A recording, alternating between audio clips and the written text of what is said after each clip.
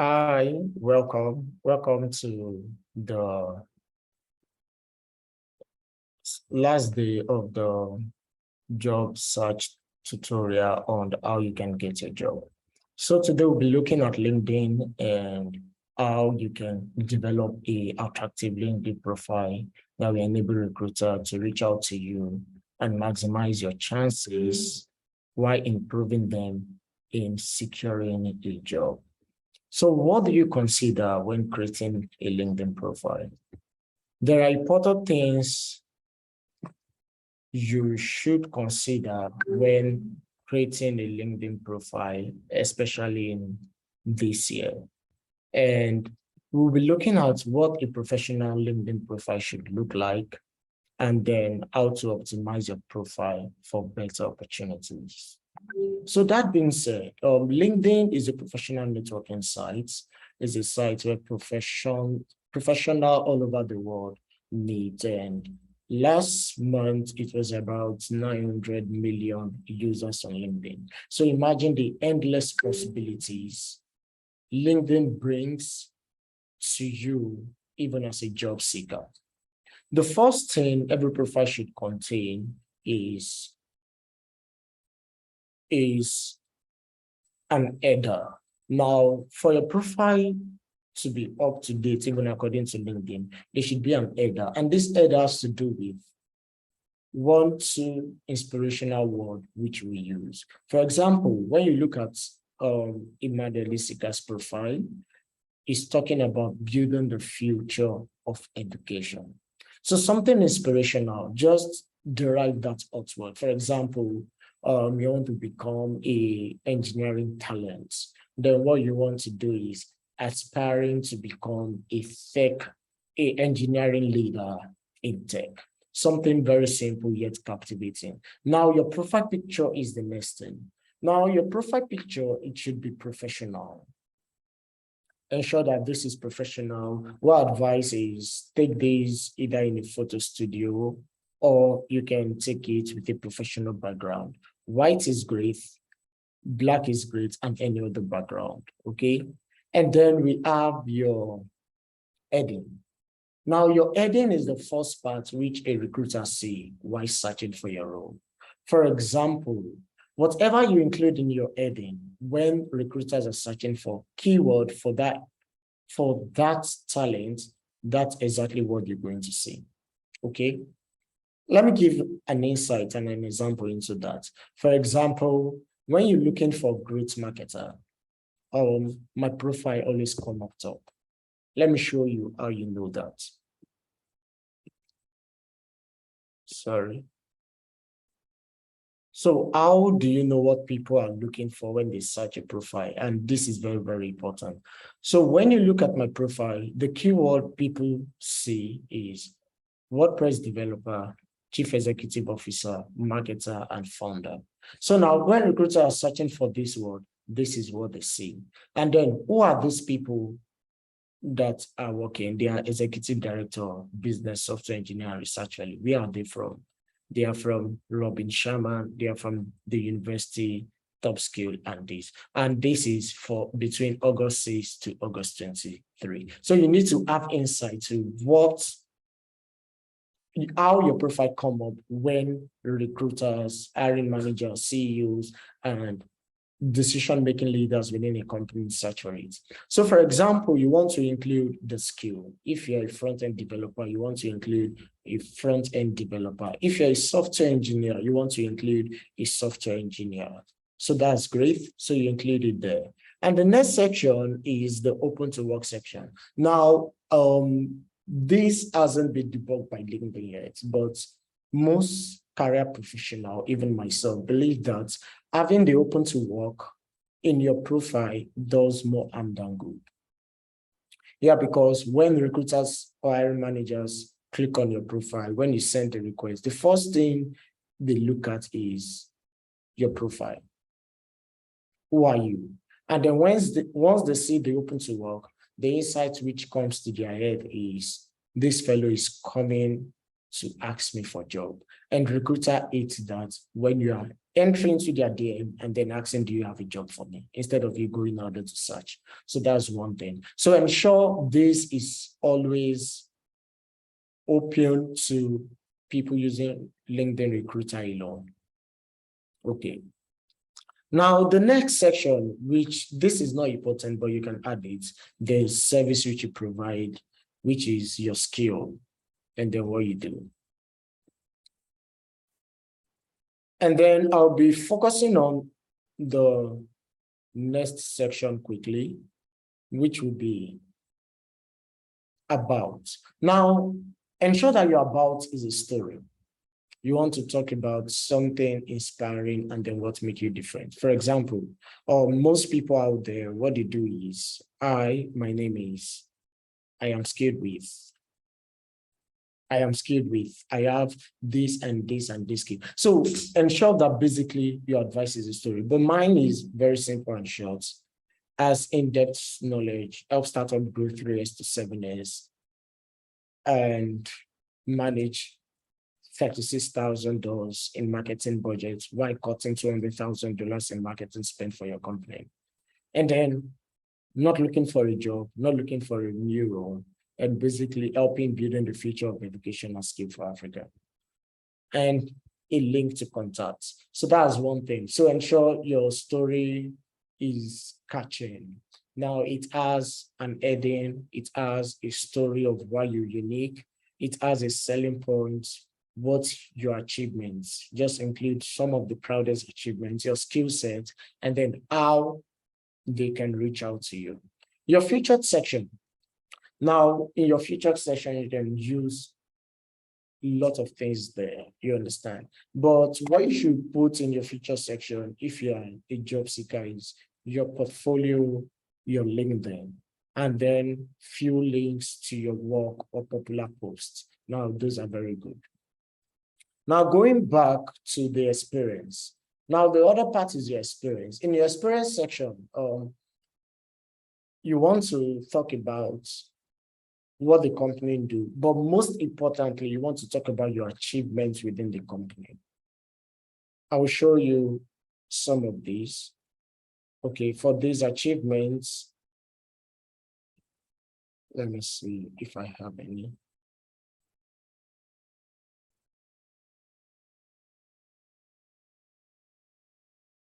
Okay, when you look at Bitnob, manage this, did that. So 3 basic pointers. And then you just talk about your achievements within the company in the experience section. So what advice is using the Google method, which is I achieve X by doing Y as measured by Z.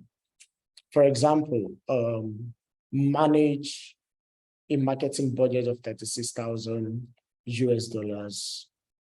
That's the contest. Now that helped the company cut marketing costs by $200,000.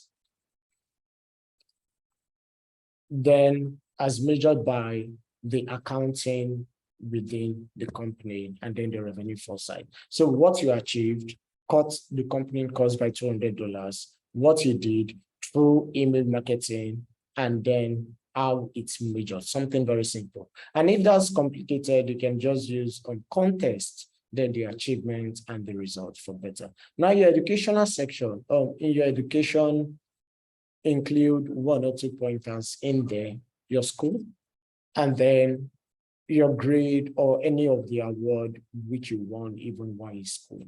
That is very important. Now, one other way to display that you're a rigorous learner is through your licensing and certifications. Now, you want to talk, employer want to see if you are consistently upskilling yourself.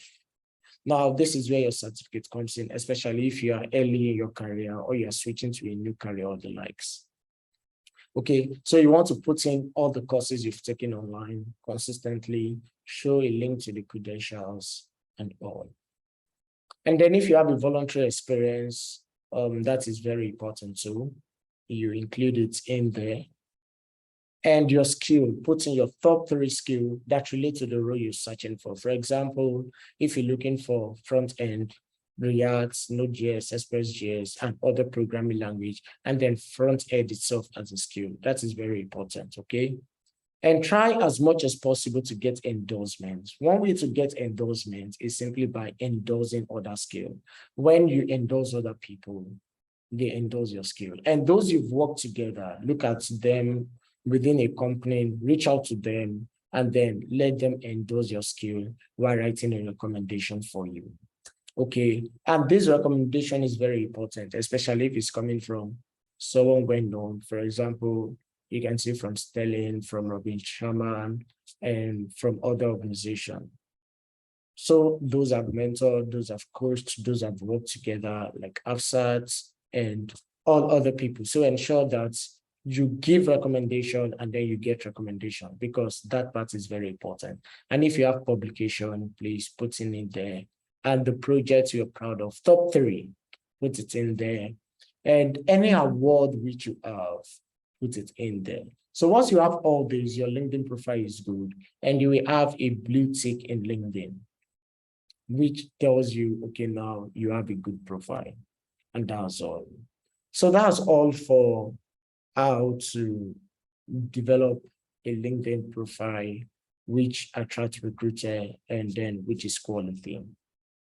So what we want to look at now is how to hack your interview. How to hack your interview. Interview should always be a two-way street. A communication between you yourself and the interviewer is a two-way street. You go in there, you are presenting your value, and the interviewer is trying to verify if you can do what you say you can do. So take a look at this. Interview is just the quest of what you told us in your CV or your resume. Can you defend it? That's interview in the brief, and that's the simplest definition to interview. So when you're entering interview, that mindset should be, okay, I'm going there to defend everything I said in my job application. I'm going there to defend my resume. I'm going there to tell them that I am the best fit for the role. So how do you know you are the best fit for the role? This takes us to the job description. So before every interview, one thing you should always know is go back to the job description. Before every interview, go back to the job description. And one way to get the job description is through your job tracker. And I hope you have that. So when a company invites you for interview, what you want to do is go to the job which you apply for and then track it. Track it. For example, demand call. Let's assume demand call invites me for an interview. And then what I want to do is I want to go back to the job description for demand calls.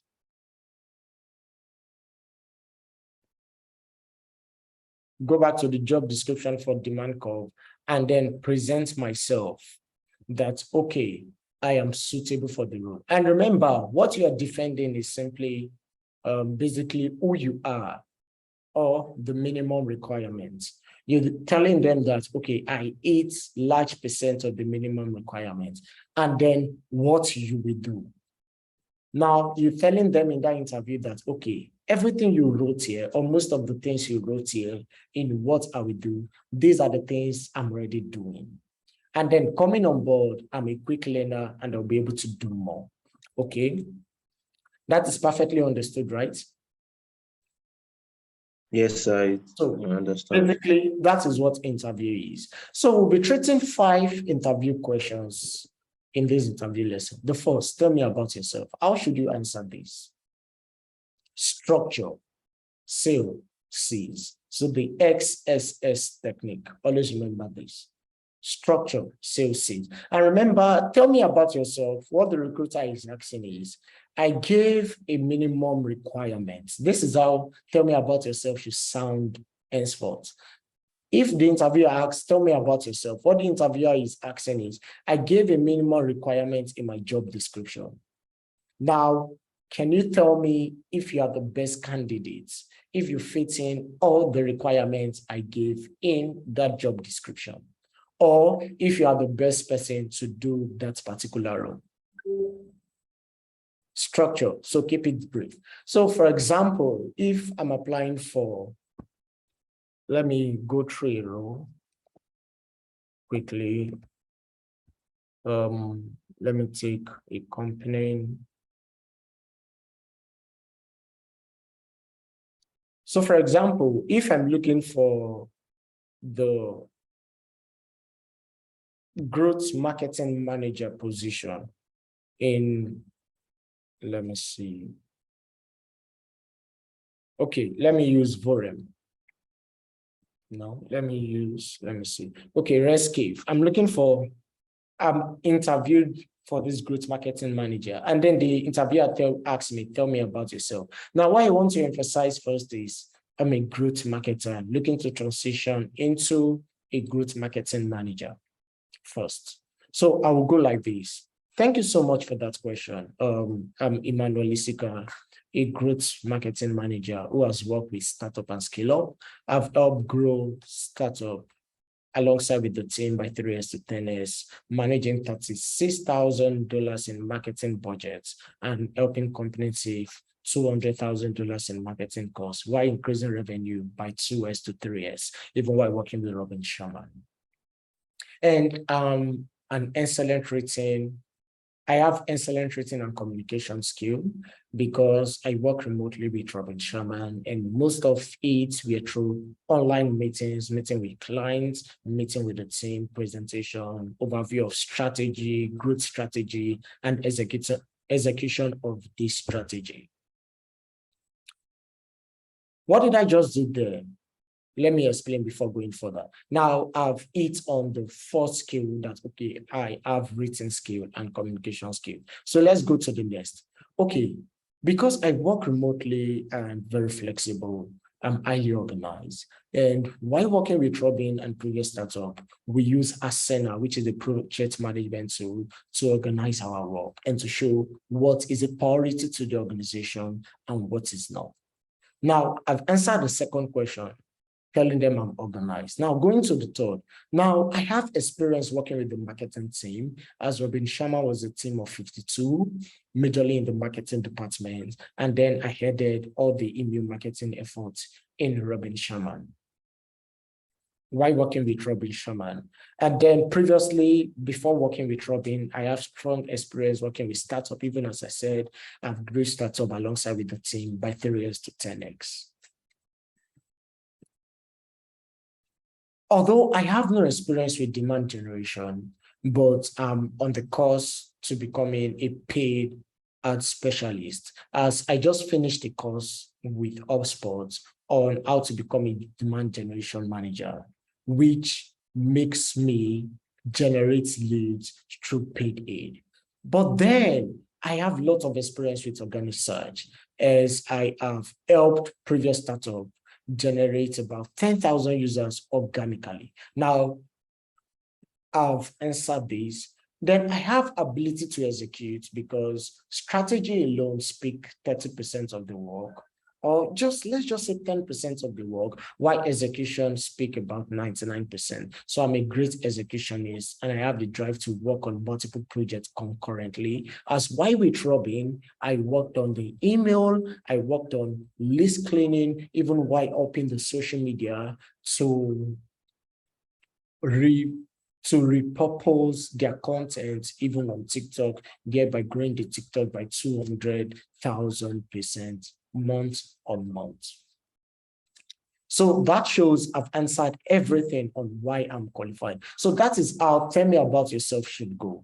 You should always emphasize on the key things, which is the requirements, and then always show why you are in for this role. Now, in that short while, I've been able to talk about that I have experience with email campaign, with landing page. I have experience with, I'm currently learning lead generation.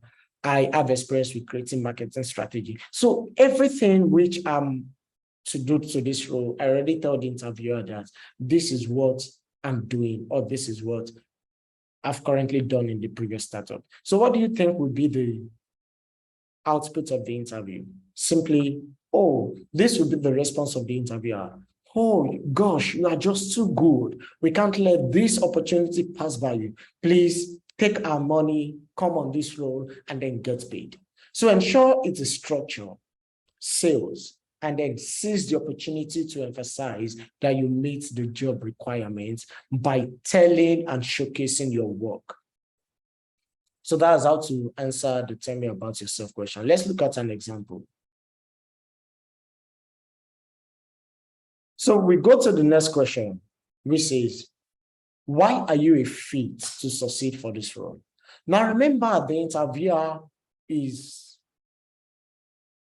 looking for you to demonstrate why you are a match for that job. So what you're looking at is basically, did you meet the basic requirements? Do you understand the organization culture? Do you understand the organization culture? Do you know about the company? And the problem we are solving as a company, is this something you are really passionate about to solve even in the long run? So you should seize the opportunity to talk about your skill sets and experience that relates to the role. Sorry. And experience that relates to the role at hand. So you look at the responsibility of basically what you've been doing in the company, and then you emphasize that, okay, previously during your side projects, during while you're working within startup, you've already done this, or you are doing this currently in your career. So it has to do with research, and make sure you look at the company website and ensure you understand their business and all. So the third, what is your salary expectation? When people are asked this,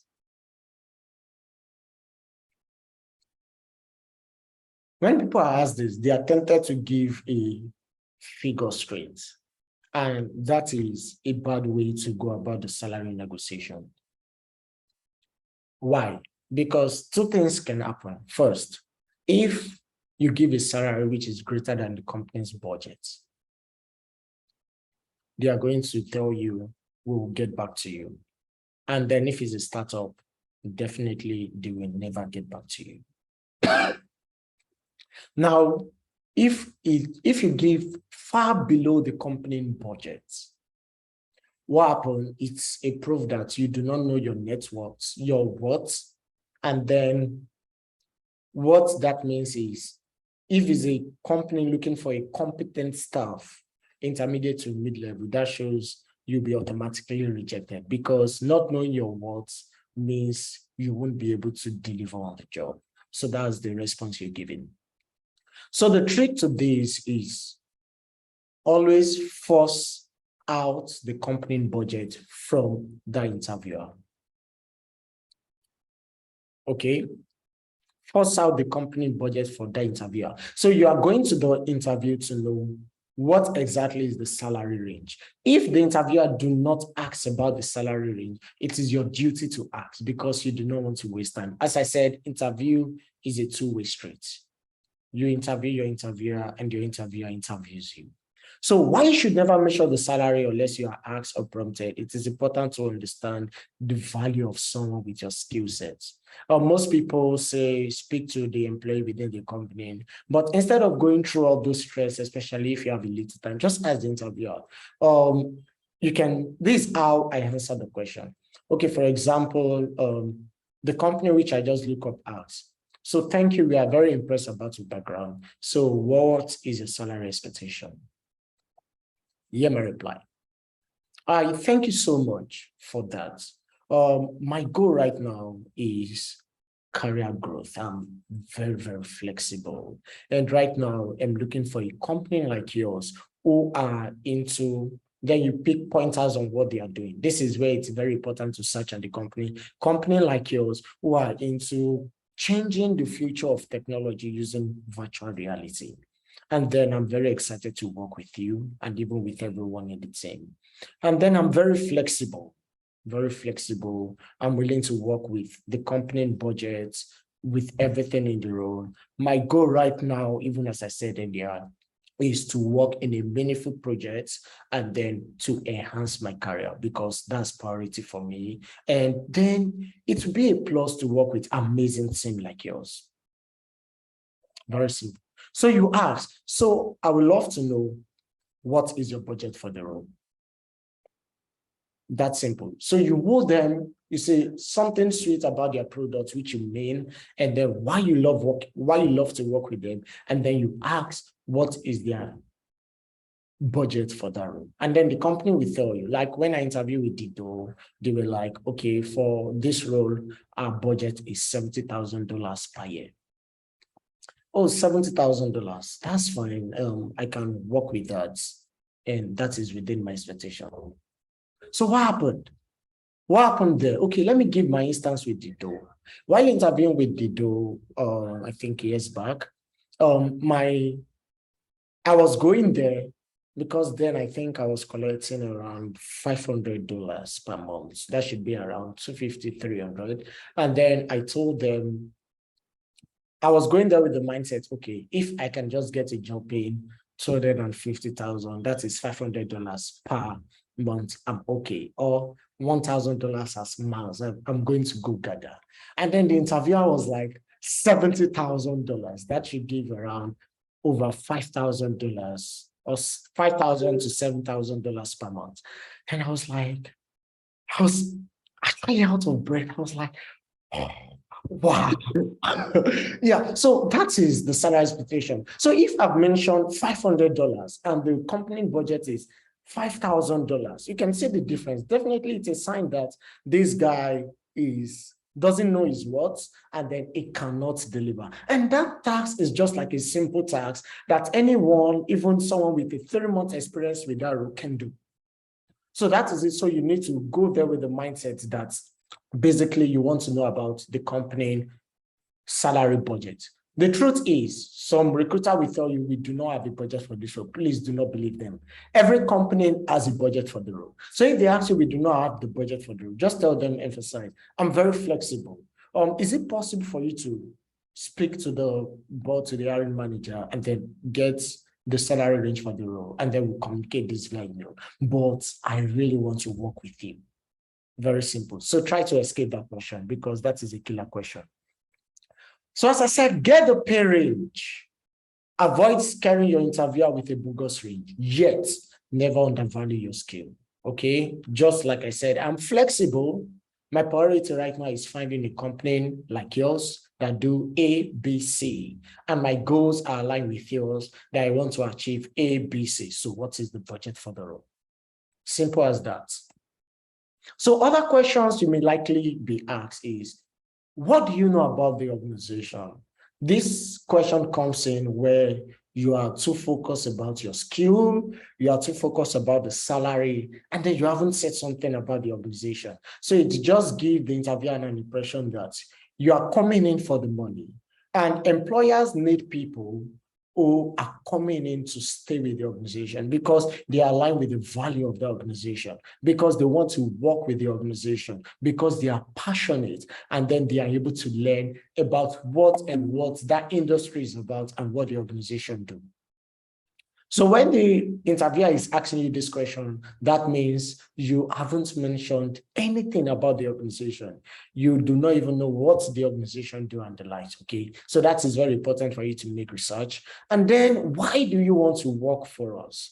Now, if you've not emphasized that you love the company product and you've not talked about exactly what the company do, now, and the vision of the company, this question will pop up because the employer wants clarity on why you want to work. Is it the money? Because there are other interviewers at that moment. Now, is it the money you're looking for? If it's the money, then they go for someone who is more aligned with their products, because all employers are looking for employees that will stay long time within the company. Then what can you bring to the company? This comes in when you've not addressed the basic requirements, that you have 70% of the requirement by talking about your skill, and that you're currently doing what the company needed to do. Like your responsibility are just like I listed with the rest skill. So once you've not addressed this question will pop up. And in case all this question pop up, so what you need to do is to repeat what you've said so far. So you can say, even as I've said before, I love to work with the company because the company is into this, and this. And in 3 years' time, I know that VR tech is going to change the world. And I want to be one of the core guys that develop this. So I'm passionate to work with you, and I'm willing to learn and become an organization leader within your company. One more question which the company might ask is, where do you see yourself in the next 5 years? Now, this is a tempting question. What the company is asking is, in the next 5 years, will you still be with us? Will you upskill yourself? Do you see yourself as becoming an industrial leader, even in that field in the company? So when the company asks, where do you see yourself in the next 5 years? The answer you should provide is, in the next 5 years, I aim to have gotten all the skill or most of the skill required to do this job. And I see myself in the management position where I mentor others, even basically in what I've learned, and then ensure that they're on the path to upskilling and then becoming valuable to the organization. So you want to talk like in the manager. So you want to dream big within the company. So what are your weaknesses? I've interviewed lots of job seekers, hundreds of job seekers, and then what 70% of these people tell me is, I have no weakness. I'll be like, really? So ensure you have a weakness, even though you don't. Ensure you have. So what are your weaknesses? Your weaknesses could be, I do not know React.js, or okay, I'm just beginning to learn. Okay, I know about the front-end development React.js, but I do not know the backend, that is Node.js, or how to consume API. That is a weakness. But then you want to quickly cover up the weakness and say, although I do not know how to consume API, I'm 1 week into a course that teach about API by Udemy. And then I'm currently learning how to create my first API. Amazingly, I just consumed my first API. And then I'm looking at growing in this and turning this weakness into a strength. That's basically what you just did. You've emphasized your weakness, and then you told them that this weakness is something I'm currently working on and improving. And the next, what are your strengths? Now, what the organization is asking for is, what makes you different from other candidates? Now, this can be your skill set, but if you are entry level, what you want to emphasize is you are very passionate about what the company do about the role, and then you're a fast learner, and then looking at growing very speedily within the company. And if you are in the career, and let's say you switch career most times, what the company will ask you is, why is there a career gap in your resume or in your CV? Now, how to answer this is very simple. You want to tell them, okay, I decide to go and work on impactful projects, even within companies, and now I am back to the job market. Or I was affected by layoff, and I decide to take time to myself, 3 months, in order to get my mental self back, and then I am back to working full-time within a company. So that's all for the interview. So do you have any question?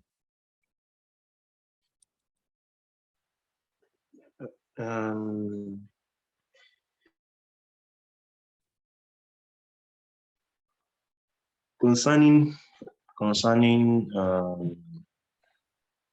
talking about your weaknesses, I still, if okay, would it be better? Would I something I want to just know that, should I avoid talking about something that is in the description as a weakness? Yeah, that's very important. Please do not talk about something that is in the description as a weakness, but you can talk about it as a weakness if you are currently improving on it. Okay. So if you are improving on it, that will give you a higher stand that, okay, I do not know Node.js currently, and in the description it is required, but then I just developed my first project with Node.js on seeing it in the application because I really want to work with the company. So you turn that weakness into a strength. Okay, sir. Thank you, sir. Also, concerning salary expectations, I think you giving me scenarios for when you are being asked. So is it proper that you should not always bring that you should make sure it's the interviewer that brings up the topic? Yes. No. Once there is it, if a company has 3 interview stages, now in the first interview stage, do not ask about salary. It's okay. But in the second interview stage, if the interviewer is not bringing up the salary, now you want to ask and you want to know. Okay. Now, that's why it's very good to ask how many stages of the interview are there for you to identify.